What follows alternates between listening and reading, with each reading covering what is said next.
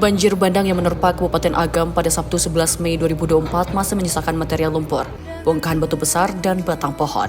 Bongkahan tersebut hingga saat ini masih diupayakan untuk dibersihkan. Pembersihan dilakukan di Jalan Simpang Bukit Lasi, Jorong Kubang 2 Kota Panjang, Nagari Bukit Batabuah, Kecamatan Candung, Kabupaten Agam pada Senin 13 Mei 2024. Terlihat sejumlah rumah warga juga rata dengan tanah serta tumpukan kayu yang juga menimpa mobil milik warga. Di antara tumpukan bebatuan dan material longsor tersebut, terlihat sebuah musola yang masih berdiri kokoh. Musola yang diketahui bernama Musola Anur tersebut masih berdiri kokoh meskipun banyak rumah lain yang terbawa arus. Hal tersebut disampaikan oleh Harinaldo, relawan kerapatan adat Kurai Bukit Tinggi. Beliau juga menyampaikan di bagian dalam masjid dipenuhi lumpur, sementara untuk barang-barang seperti Al-Quran, sajadah maupun peralatan surau telah diungsikan.